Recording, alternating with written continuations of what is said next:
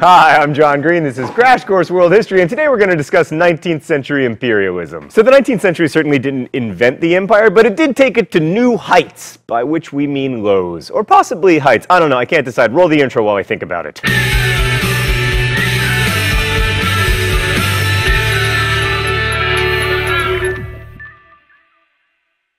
Yeah, I don't know, I'm still undecided. Let's begin with China. When last we checked in, China was a thriving manufacturing power about to be overtaken by Europe, but still heavily involved in world trade, especially as an importer of silver from the Spanish Empire. Europeans had to use silver because they didn't really produce anything else the Chinese wanted, and that state of affairs continued through the 18th century. For example, in 1793, the Macartney mission tried to get better trade conditions with China and was a total failure. Here's the Qianlong Emperor's well-known response to the British. Hitherto, all European nations, including your own country's barbarian merchants, have carried on their trade with our celestial empire at Canton. Such has been the procedure for many years, although our celestial empire possesses all things in prolific abundance and lacks no product within its own borders. But then Europeans, especially the British, found something that the Chinese would buy: opium. By the 1830s, British free trade policy unleashed a flood of opium in China, which threatened China's favorable balance of trade. It also created a lot of drug addicts. And then in 1839, the Chinese responded to what they saw as these unfair trade practices with a stern letter that they never actually sent. Commissioner Lin Jie-shu drafted a response that contained a memorable threat to cut off trade in rhubarb, silk, and tea, all valuable products of ours without which foreigners could not live. But even if the British had received this terrifying threat to their precious rhubarb supply, they probably wouldn't have responded, because selling drugs is super lucrative. So the Chinese made like tea partiers, confiscating a bunch of British opium and chucking it into the sea. And then the British responded to this by demanding compensation and access to Chinese territory where they could carry out their trade. And then the Chinese were like, man, that seems a little bit harsh, whereupon the British sent in gunships, opening trade with Canton by force. Chinese General Yi Qing made a counterattack in 1842 that included a detailed plan to catapult flaming monkeys onto British ships. Stan, is that true? Alright, apparently the plans actually involved strapping fireworks to monkeys' backs and were never carried out, but still. Slightly off topic, obviously I don't want anyone to light monkeys on fire. I'm just saying that flaming monkeys lend themselves to a lot of great band names,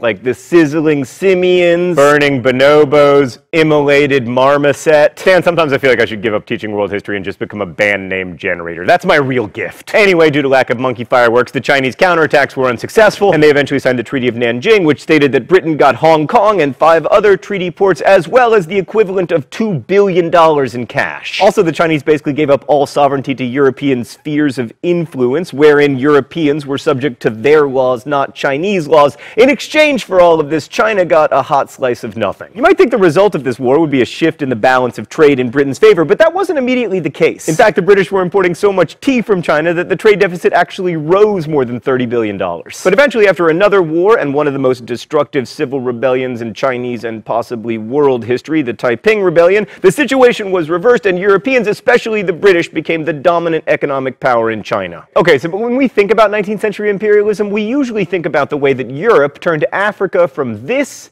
into this, the so-called scramble for Africa. Speaking of scrambles and the European colonization of Africa, you know what they say, sometimes to make an omelet you gotta break a few eggs. And then sometimes you break a lot of eggs and you don't get an omelet. Europeans had been involved in Africa since the 16th century, when the Portuguese used their cannons to take control of cities on coast to set up their trading post empire. But in the second half of the 19th century, Europe suddenly and spectacularly succeeded at colonizing basically all of Africa. Why? Well, the biggest reason that Europeans were able to extend their grasp over so much of the world was the same reason they wanted to do so in the first place: industrialization. Nationalism played its part, of course. European states saw it as a real bonus to be able to say that they had colonies, so much so that a children's rhyme in an ABC for baby patriots went, "C is for colonies, rightly we boast, that of all the great countries, Great Britain has the most." But it was mostly, not to get all Marxist on you or anything, about controlling the means of production. Europeans wanted colonies to secure sources of raw materials, especially cotton, copper, iron, and rubber, that were used to fuel their growing industrial economies. And in addition to providing the motive for imperialism, European industrialization also provided the means. Europeans didn't fail to take over territory in Africa until the late 19th century because they didn't want to. They failed because they couldn't.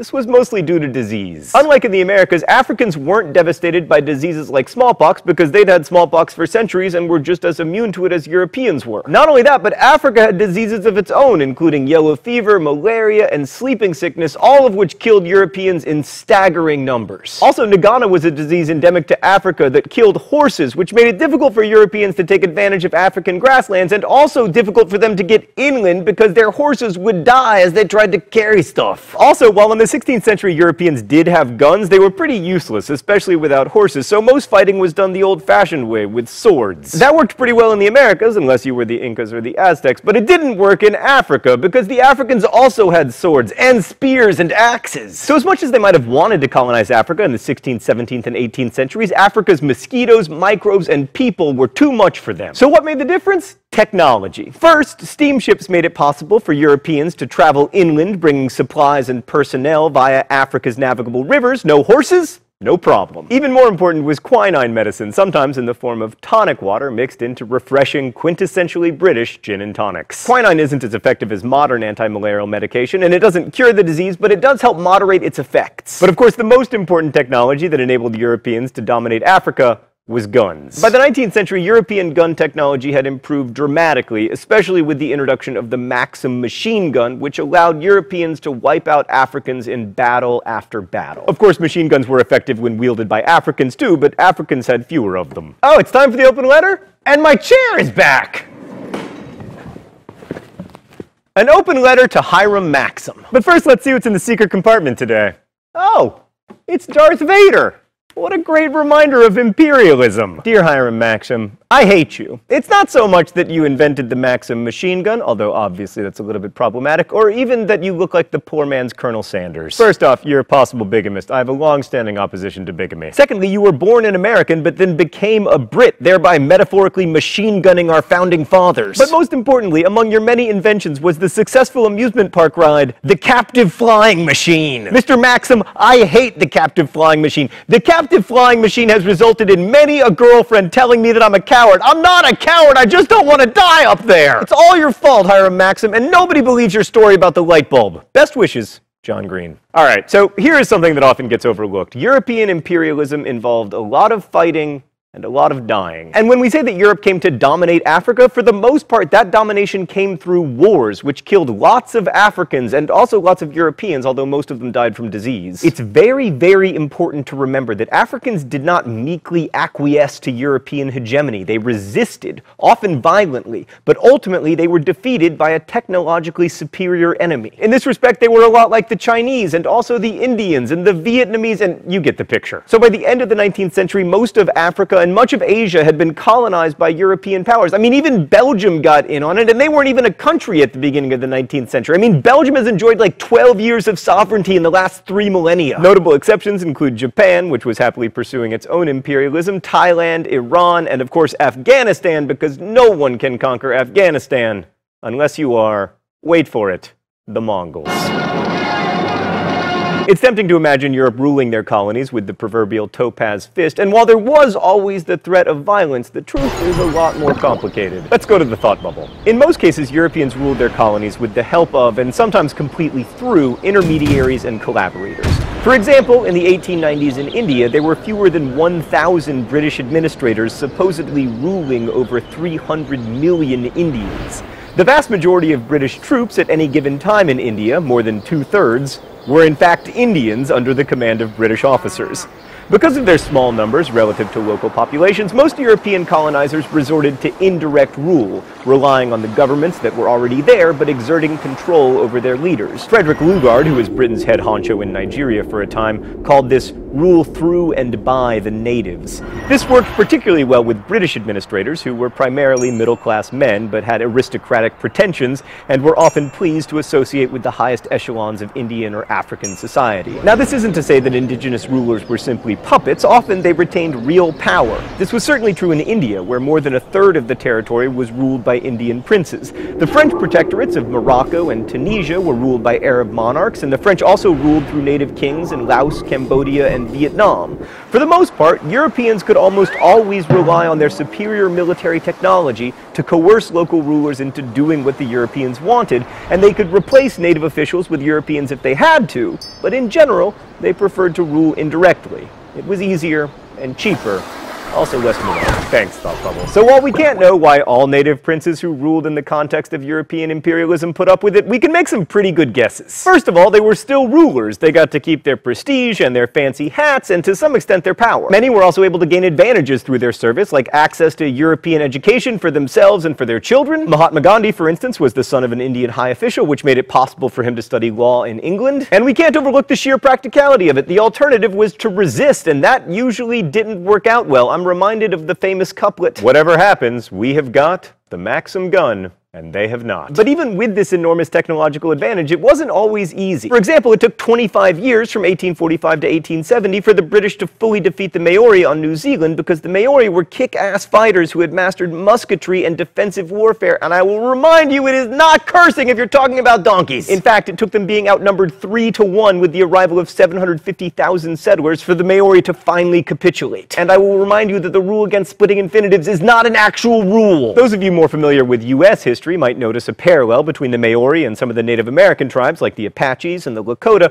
a good reminder that the United States did some imperial expansion of its own as part of its nationalizing project in the 19th century. But back to Africa, sometimes African rulers were so good at adapting European technology that they were able to successfully resist imperialism. Ethiopia's Menelik II defeated the Italians in battle, securing not just independence but an empire of his own. But embracing European-style modernization could also be problematic, as Khedive Ismail of Egypt found out during his rule in the late 19th century. He celebrated his imperial success by commissioning an opera, Giuseppe Verdi's Aida, for the opening of the Cairo Opera House in 1871. Giuseppe Verdi, by the way, no relation to John Green. And Ismail had ambitions of extending Egypt's control up the Nile west toward Lake Chad, but to do that he needed money, and that's where he got into trouble. His borrowing bankrupted Egypt and led to Britain's taking control over the country's finances and its shares in the Suez Canal that Ismail had built with French engineers and French capital in 1869. The British sent in 1,300 bureaucrats to fix Egypt's finances, an invasion of red tape that led to a nationalist uprising, which brought on a full-scale British intervention after 1881 in order to protect British interests. This business imperialism, as it is sometimes known, is really at the heart of the imperialistic impulse. Industrialized nations push economic integration upon developing nations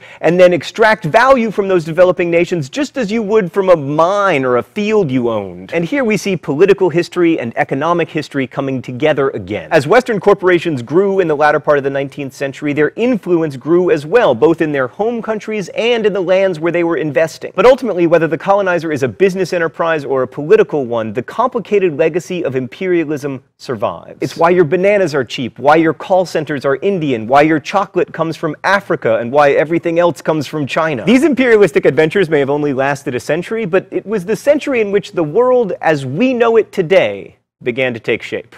Thanks for watching. I'll see you next week. Crash Course is produced and directed by Stan Muller. Our script supervisor is Danica Johnson. The show is written by my high school history teacher Raoul Meyer and myself, and our graphics team is Thought Bubble. Oh, our intern! I'm sorry, Meredith the intern. Our intern is Meredith Danko. Last week's phrase of the week was homogeneous, mythologized, unitary polity. Thank you for that suggestion. If you want to guess this week's phrase of the week or suggest future ones, you can do so in comments, where you can also ask questions about today's video that will be answered by our team of historians. Thanks for watching Crash Course. Remember, you can get this shirt, the Mongol shirt, or our poster at dftba.com. Speaking of which, as we say in my hometown, don't forget to be awesome.